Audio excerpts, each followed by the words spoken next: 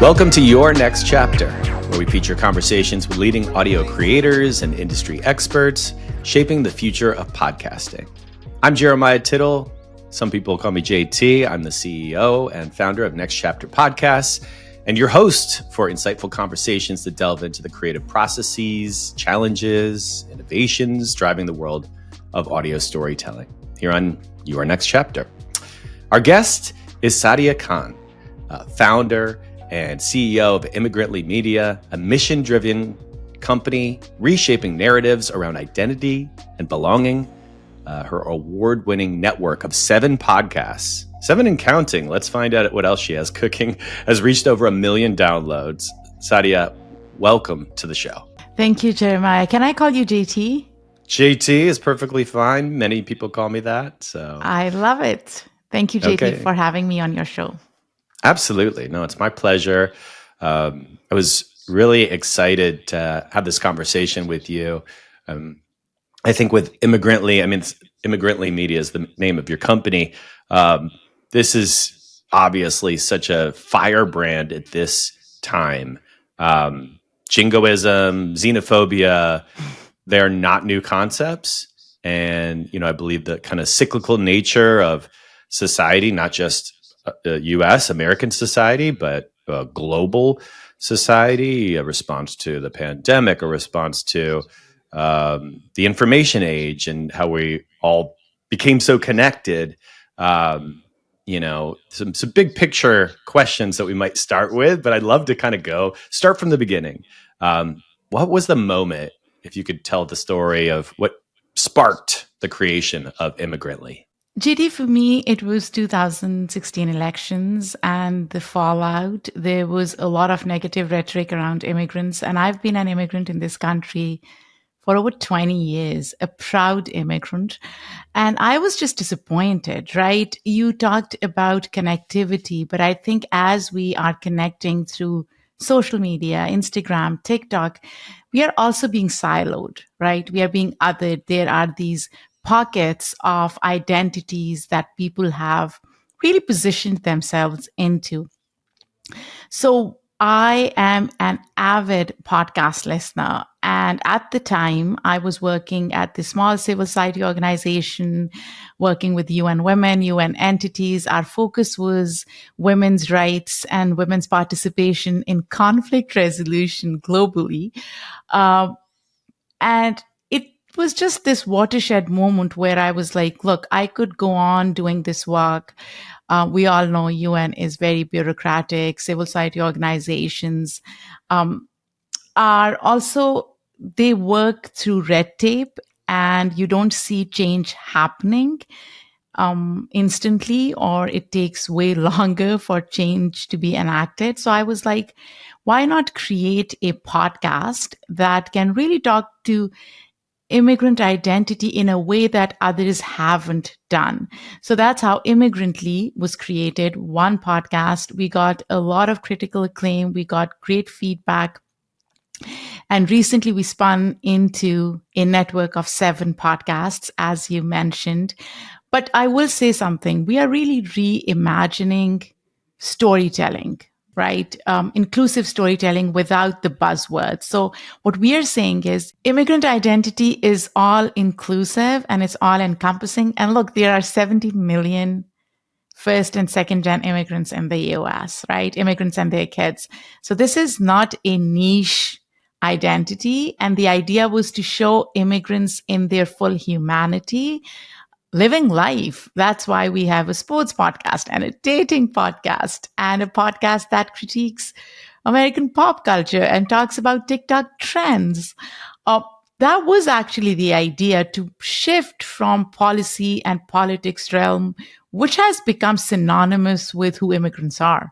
I love that. I love the progression, the expansion, hey, we're onto something. There's a community here that really identifies with the content that you're creating.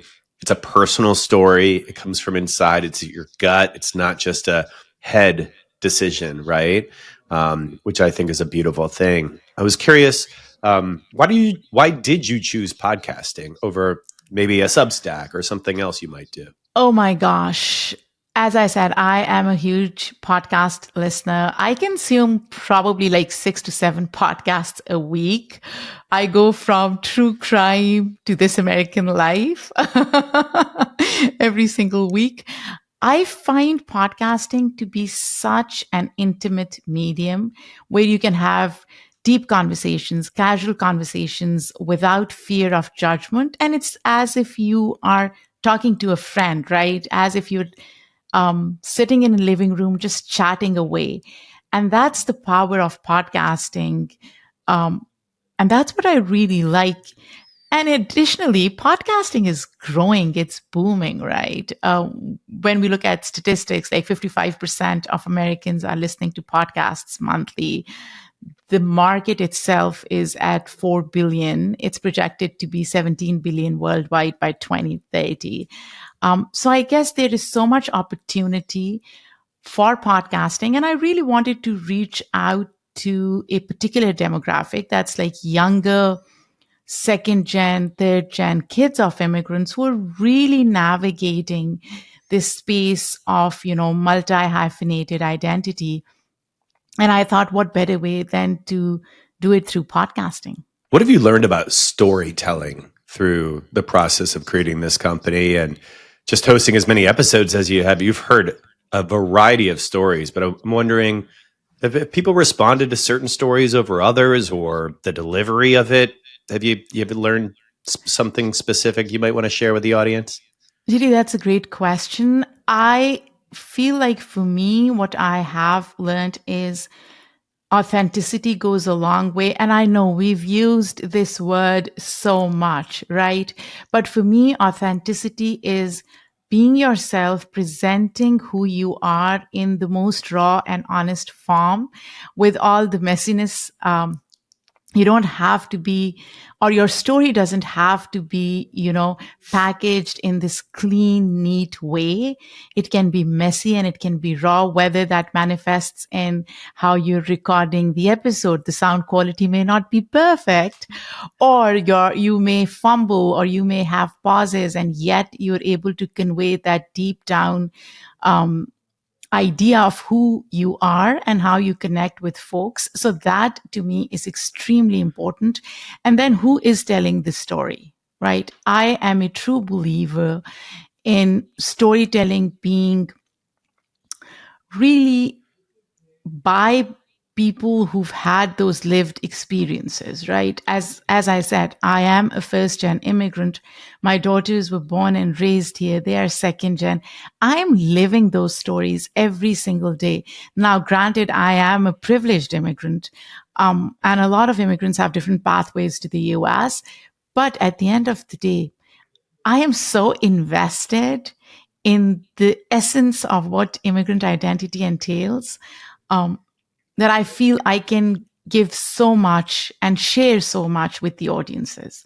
And not just me, I mean, all our hosts, they're all so very incredible, and all of them have some connection to immigrant identity. That dovetails so well into my next question, which is, I'm curious what you've learned about the immigration process.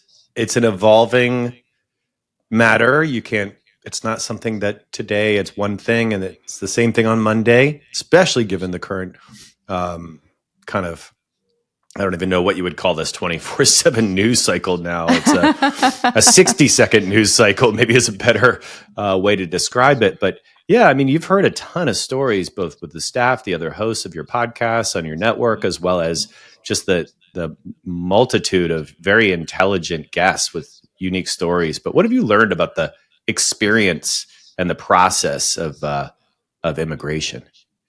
So when we say immigration, what I focus on is stories around it, the human-centric side of it, and not the legal jargon, because at the end of the day, a lot of immigrants, again, they have different pathways.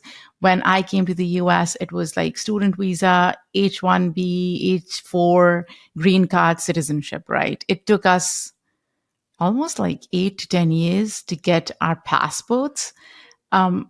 But there are so many incredible stories of undocumented immigrants and working class immigrants and immigrants who come here for business or studies, right?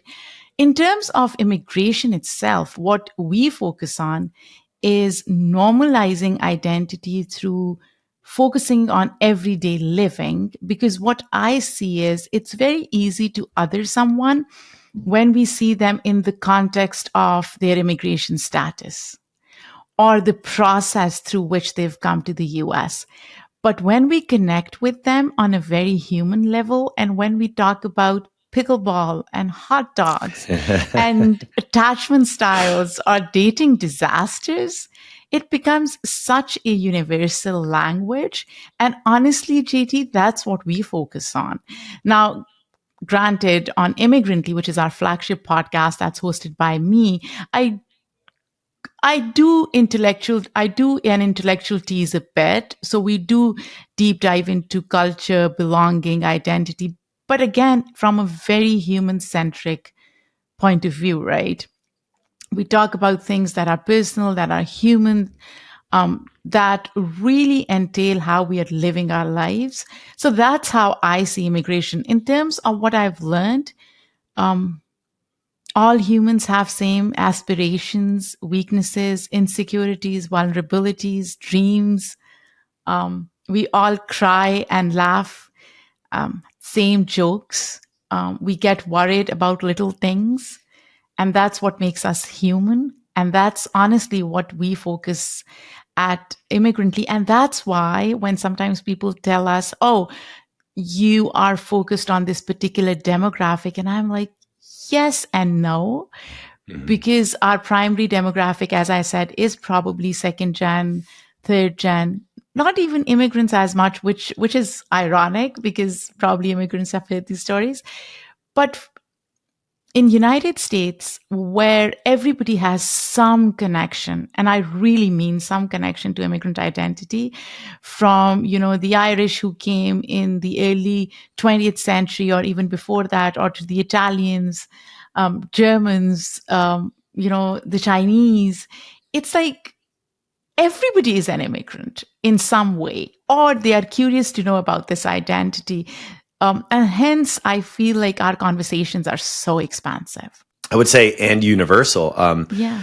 One thing I haven't mentioned before I get on to my next line of questioning is the fact that I've been moving to Spain over the course of since the end of July 2024. So almost it'll coming up on a year, and applying for a visa, etc.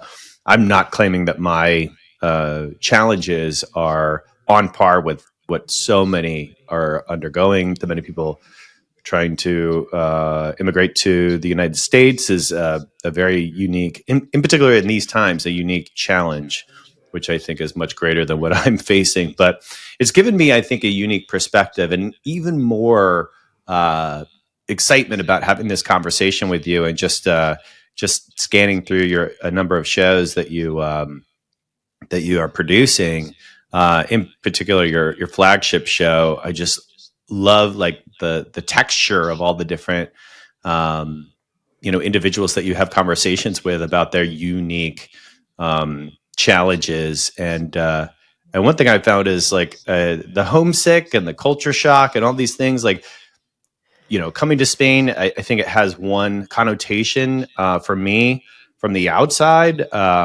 maybe escaping Trump, or people thinking like, oh, you're just on siesta all the time.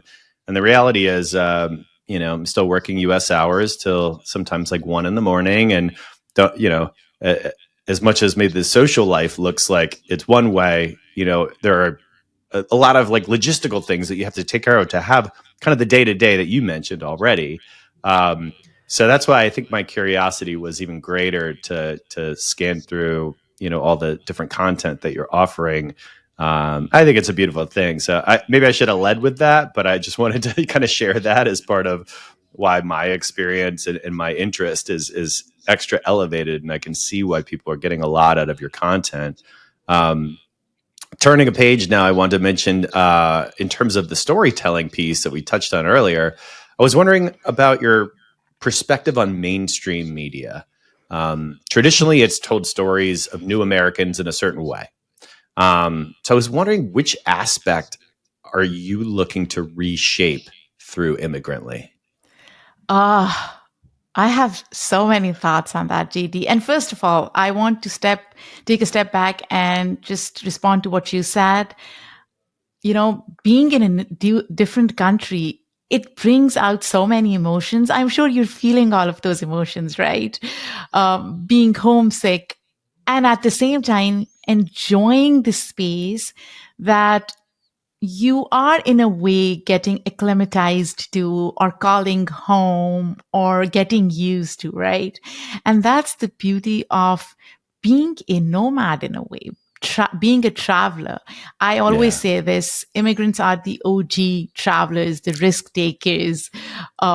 We all of us took such big risks, and you are taking that risk by going to Spain and experiencing something so different. And I'm so glad that you did that, because I promise you it will be all worth it. But now, coming back to your question, I feel, as I said in the beginning, I feel our stories are so reductive and are boxed in either triumphs or struggles. And I am so sick and tired of talking just about our struggles or our triumphs, because there is so much more to us. Just living our lives is such an important aspect of who we are, which gets sidelined. And the mainstream media has this tendency to tell immigrant stories in a very condescending way, right? It's almost as if they are giving immigrants a permission to be part of American society. And what we are doing at Immigrantly are saying, we've always been part of American society. Let's go back in time and see, when did the first immigrants come, right?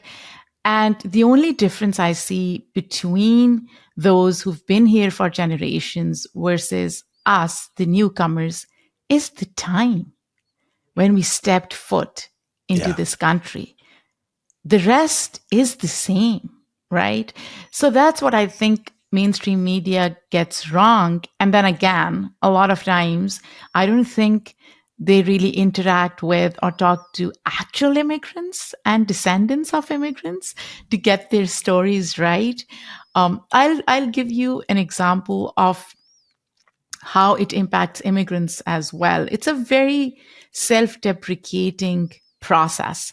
I was talking to a friend, and this is the story I've told a million times, probably not on a podcast. I was talking to a friend about one of our podcasts, Sportly, which is at the intersection of sports and history. And I was like, oh my gosh, we are doing this episode on pickleball.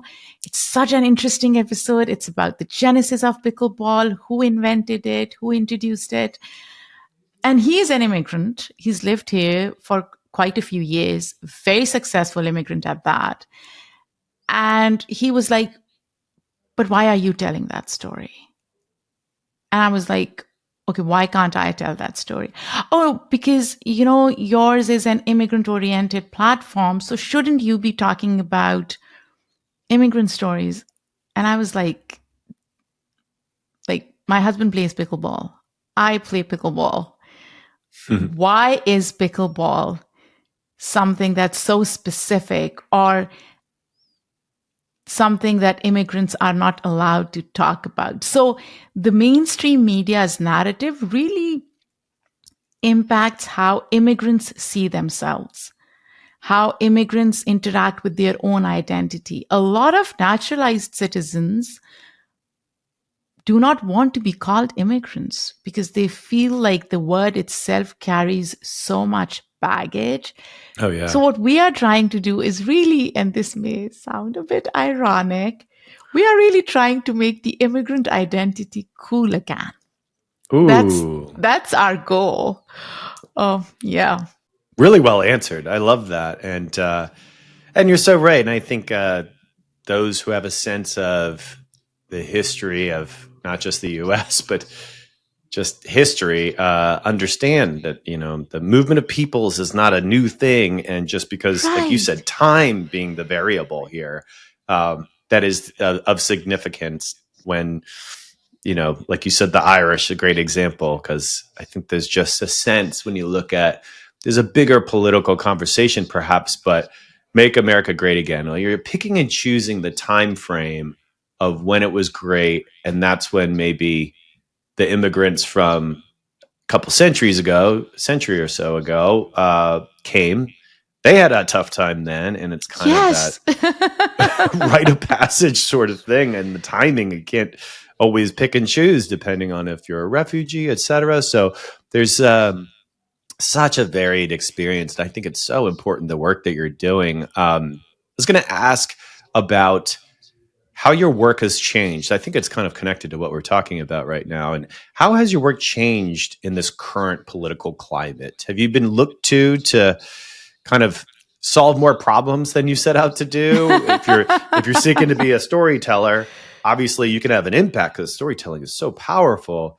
But I'm curious, yeah, how has that evolved? I love that question. And the reason why it resonates with me so much is, again, going back to how mainstream media looks at immigrants. In their perspective, immigrants can only talk about certain topics, right? So I can talk about immigration process, I can talk about policy and politics implications. And that's been my experience since the beginning of the year, where people have approached me to comment on that. And I always say this.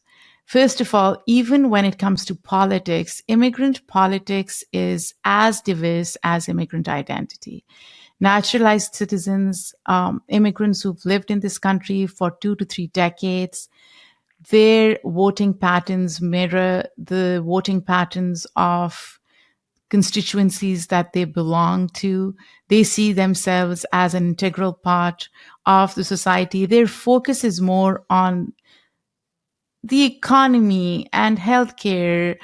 They have become more disconnected to the immigration policies because they've experienced it, and they don't see it as an immediate issue for them, as a lot of humans do, because we are self centered.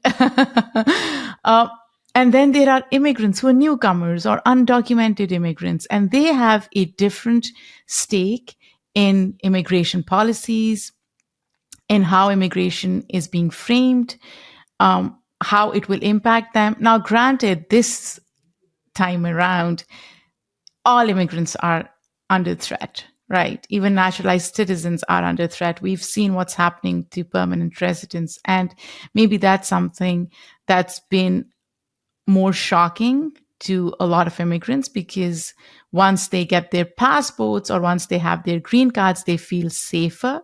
Yeah. But going back to your point, I honestly feel ever since the elections, I have, at least for us, the vision has been to move more to the cultural side. And here's why.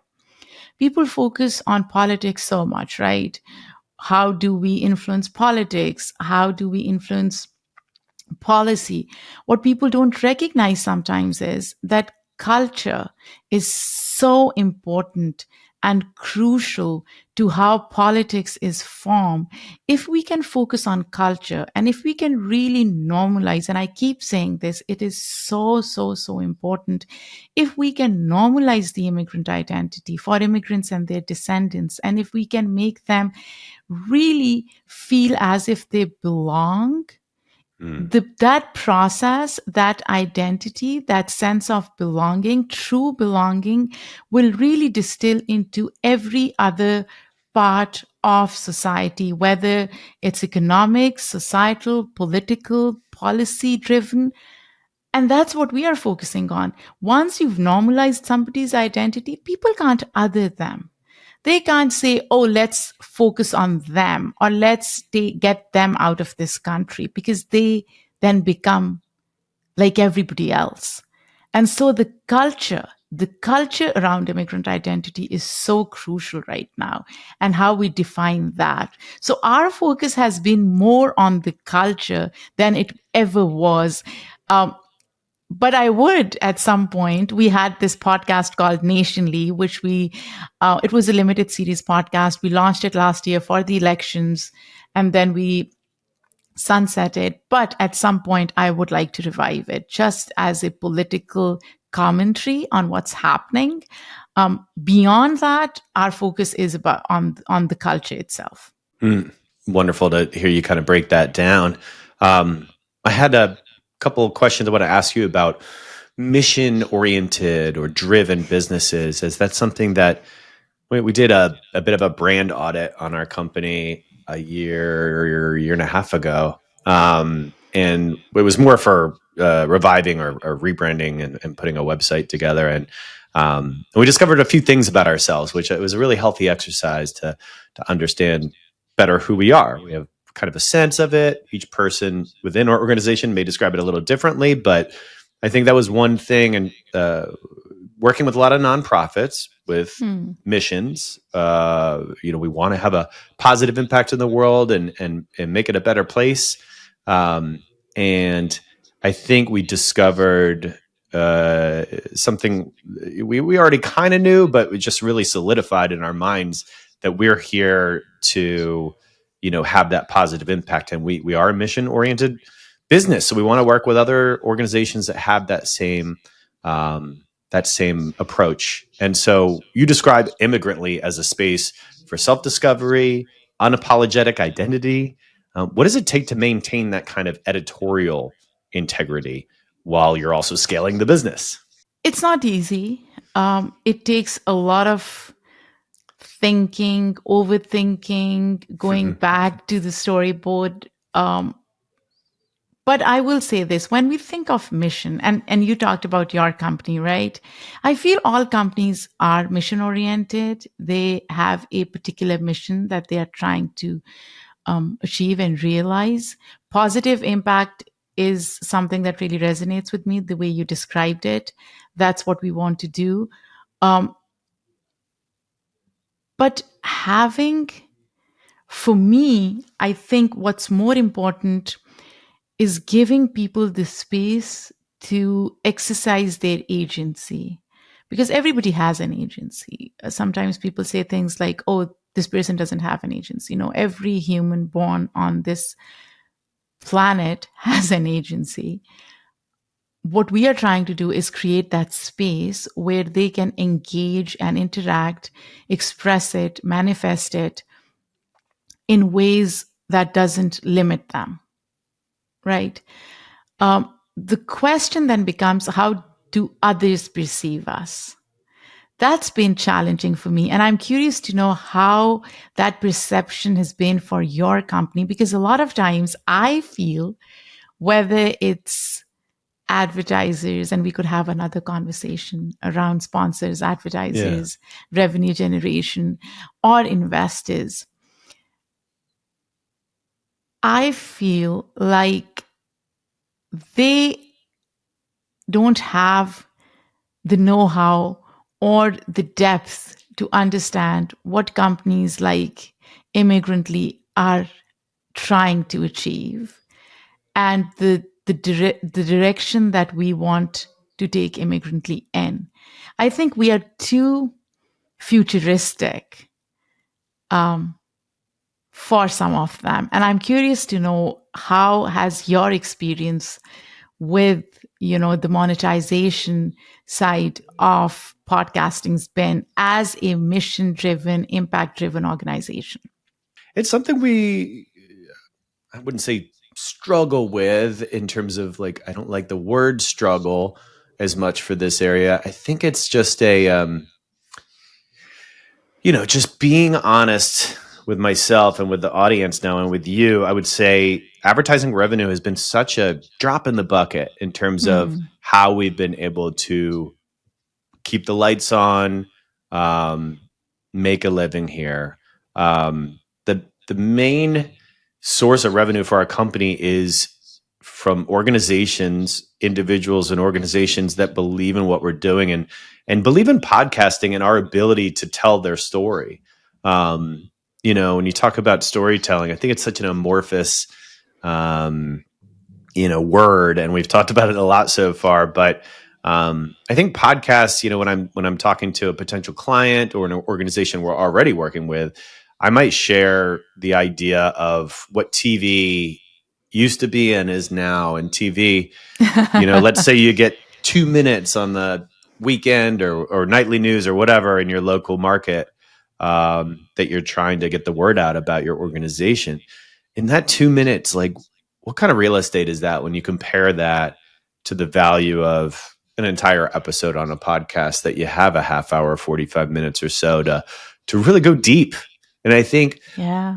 the audience is looking for, like you said, authenticity, but they want the nuance, and they want to understand kind of the roller coaster of getting to building something, and telling the story of that. I think is really difficult to do in your X, Twitter, whatever social media thread, number of characters that you're trying to get across some kind of, authentic story telling opportunity. So I talked around it a little bit, but I would say, yeah, we when we discovered that the majority of our funding comes from nonprofits, we said, well, let's double down. Like, let's, rather than trying to convince the commercial world to take a chance on us. I mean, I'm still interested in having advertising revenue be a larger percentage of our overall revenue story.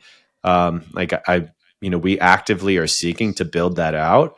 But yeah, it's really more about a lot of times we talk about the right audience. How do we find the right audience for a client?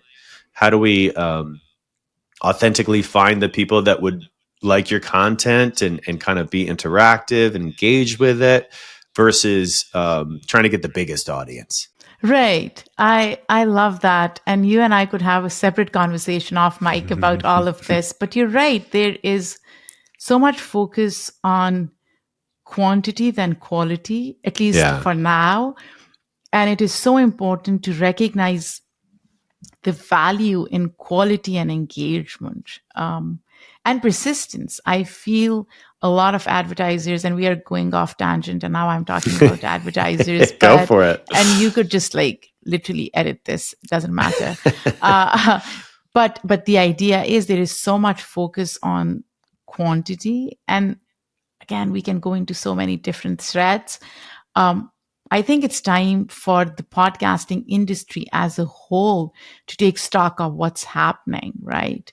And have a more united front as to where we want to take podcasting. Look, podcasting, the genesis of podcasting, the advent of podcasting was for storytellers who believed in the power of story, right? Everyday, ordinary folks who could tell stories that others were not telling. And we need to go back to that. We need to reconnect with that, I feel. No, 100% agree with what you're saying. And I think that commitment to quality is essential. It just popped in my head. I was thinking about the How Stuff Works, the Stuff Media team that sold to iHeart. It's one of these interesting stories where I don't know what their deal looked like in terms of them continuing on to stay with iHeart and to keep making great content. But I think I've seen some other stories of companies being acquired, and I'm not even sure why I'm going here, but it just popped in my head. Because I think for a while I was pretty hell bent during the golden age of podcasting. Not that I think that's left us. You said some very optimistic and positive things earlier, which I would 100% agree with in terms of where the industry is going and growing. But during this period of time when so much M&A activity was taking place, that was like the exciting prospect of we can build something that can be sold, and still open to that. But when I think about Stuff Media, and I saw they were just on the top 2 or top 3 of one of the podcast lists, hot lists. And I thought to myself, they sold that company iHeart like years ago, but they're still dedicated to this storytelling, to this connection with their audience, to the point where it wasn't just like iHeart kind of stripped the DNA of the show just for that quantity piece that you were talking about. I think there was some understanding there, and I'm not here to praise iHeart till the day is over either. I mean, these big juggernaut companies make good decisions, bad decisions, etc. But in this case, I just thought that was a really interesting just window into like making sure that no matter what the economics are and what decisions you might make to court a certain sponsor, et cetera, like you can't violate the agreement that you have with your audience Absolutely. with that commitment to quality. Absolutely. I love that. Yeah.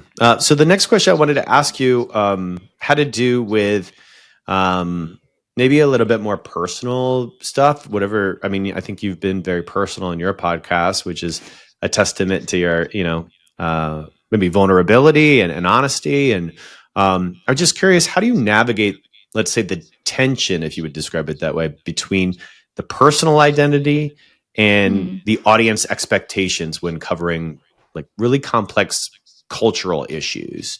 How do you navigate that? So when I started podcasting, I was more guarded. I would just literally edit some of the stuff that I wanted to say because I wasn't sure how the audience would take it or how the audience would see me. But to be honest, JD, it's been 4 years, 4.5 years, and every progressive year has been more emancipating for me in terms of how I'm sharing my personal story. We talked about authenticity in the beginning. What I've realized is if I cannot be authentic with my audience, whether it's who I am, how I arrived in the US, what I'm experiencing, what are some of the challenges that I face, what are some of the milestones that I've achieved, what are my fears and aspirations, I cannot expect the audience to latch on to my story or the stories of others that I am conveying to them. So I've been less and less guarded, which sometimes I've regretted how much I've shared. And then the question becomes, how do you draw that line and what is oversharing? And I haven't still navigated that. I feel like I'm sharing more and more every day. And I was told that I need to make more reels about my everyday experiences. And I kid you not, I've started doing that this year. And that's another window into who I am. Um, but yeah, I don't feel like I need to guard anymore. That's beautiful. I appreciate that answer. Big picture stuff. Just a couple more questions before we wrap up here. Big picture, what trends are you seeing in podcasting? Are there any that you're adopting or just kind of observing from afar? It doesn't have to just be podcasting. It could be media in general, but I'm just curious if there's anything that you're excited about or curious about. I'm excited about the regrowth of podcasting. You mentioned the golden era.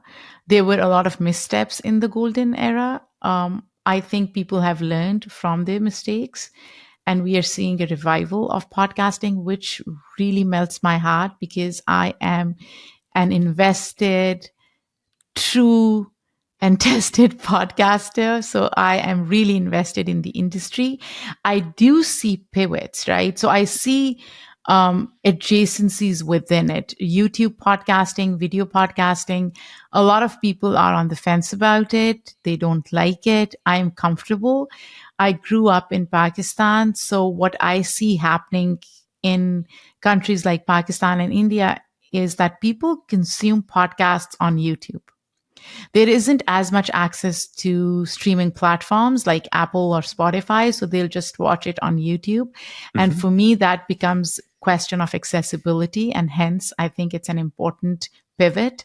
Um, I also think that podcasting coupled with things like a newsletter, we just launched our newsletter called Hyphenly by the way, which releases 3 times a week. And we tell Phenomenal. a lot of stories that we are unable to tell through podcasts. So that's one. What I don't like about what's happening right now, and in terms of trends, is this influx and concentration of celebrity podcasters. I really think that's that's skewing the way podcasting is supposed to be in a bad way. So I think we have to be more intentional about how how celebrity podcasts are impacting the industry, and this disproportionate focus on celebrity, whether it's at events or at panel discussions, because what it does it is really the it sidelines people who've really invested their heart, soul, time, energy, money, sweat into podcasting. So I think that's something that we need to be wary of. Celebrities look good on TV. We don't have to have podcasts around celebrities, but that's my 2 cents. And that's, I guess, my hot take, which people may not agree with. No, I love it. Now, this is the question we ask every guest, and that is in line with the name of the show, Your Next Chapter. What's your next chapter, Saadia? What's next for Immigrantly? Do you have a vision of where you want to take both the show and the network? And if you wouldn't mind also listing the name of each show on your network, because I want the audience to be able to check out the different shows too. Well, thank you so much. For us, honestly, I want Immigrantly to be a go-to platform for immigrant cultural identity. Podcasting is at the center of it. Podcasting is always going to be the one of the most important pillars of Immigrantly. But truly, whether it's newsletter, YouTube, merch, by the way, I feel Immigrantly is so merchable. The idea is to just make that connection with people, newcomers, people who've lived here for generations. I just want people to feel heard and seen through whatever channel we are creating this content. So that's for Immigrantly, bigger vision. For me personally, I've dedicated my life to this. As I said, as an immigrant, this is my gift to the future generations, to my daughters. I want them to feel that they belong. As kids who've been raised here, they still sometimes feel that they don't belong. And as a mother, this is the best gift I can give to them and all the kids out there who are still struggling to belong in a country they call home. On personal front, that's what it is. In terms of our podcasts, we have Sportly, which is at the intersection of sports and history. Go check out our pickleball episode. It's one of the best. We have Banterly, where two Gen Zers banter about movies, TikTok trends. We have Lovely, where our incredible host talks about attachment styles, dates when gone wrong, how she's balancing modern dating with cultural expectations. And if you want some intellectual conversation, come to me on Immigrantly. And then we have Nationally, Invisible Hate, and so much more content. Thank you so much for joining me, founder and CEO of Immigrantly Media, Saadia Khan. Really grateful for your time today. Thank you, JT. This was so good. Oh, I really loved getting to know you better, and excited to check out more of your shows. And just to wrap up, if you're interested in learning more about, we have a Next Chapter Accelerator program. I advise people to go to nextchapterpodcast.com/contact, and we'll reach out, trying to give the next generation of podcasters a leg up. Thank you so much for listening to this episode of Your Next Chapter. I'm your host, JT. The executive producer is Nick Kastner, and this is edited by Justin Cortese. We drop episodes bi-weekly. Please follow the show, and thanks so much for listening.